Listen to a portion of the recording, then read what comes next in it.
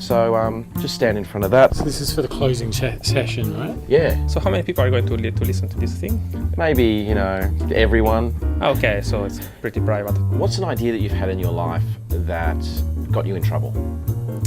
Oh, I've had lots of ideas that have gotten me in trouble, actually. I don't think I recognise trouble. I don't know, I'm a really quiet person, I don't have usually these dangerous ideas. I don't think I've ever had one.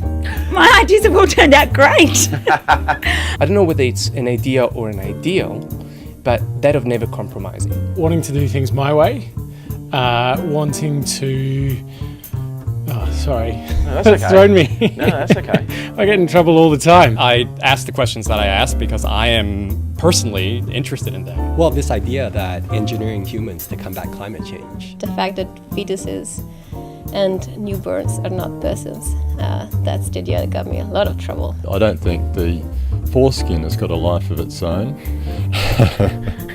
although these people do act like it does. The fact that women should be running the world, or at least have a reasonable share of saying how it should be run, gets me into trouble all the time. Blokes don't want to give up their power. Trying to tell stories about the world for people my age. Because generally when the world is reported, I think it's reported for people 20 years older than me. I think people are afraid of disruptive change and outlandish ideas, and when you say something like that, it sounds almost heretical. It's up to the public whether they want to listen or not. A lot of people can go on with their heads in the sand if they prefer it that way. There's this new force of evolution called ideas, called technology, that's transforming the world.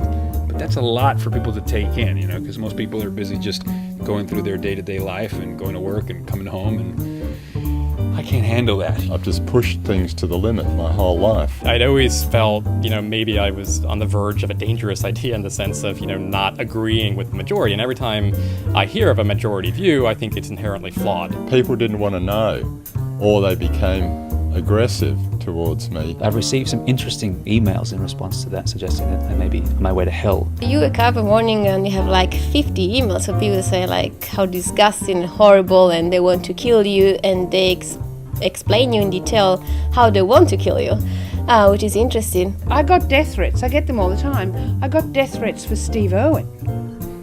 I've got a drawer full of people who want to kill me because I thought Steve Irwin had it coming. Personal, who's this woman to tell us that sort of stuff? Political, career-wise, being a pushy woman and trying to change things is not a good way of trying to exist. If you want to go upwards, you only go sideways. In the end, it's like dogs. The one who barks the most are the ones who don't bite you. So I was lucky nobody tried to kill me so far.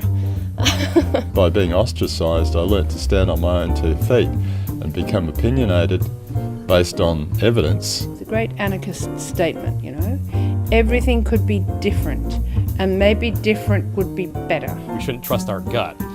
We should look deeply at why we feel the way that we do. There are a lot of overgeneralizations, a lot of sort of issues out in the world that have been around for a long time that are outdated and not well backed up with facts. And those are the sorts of things that I think are truly dangerous ideas.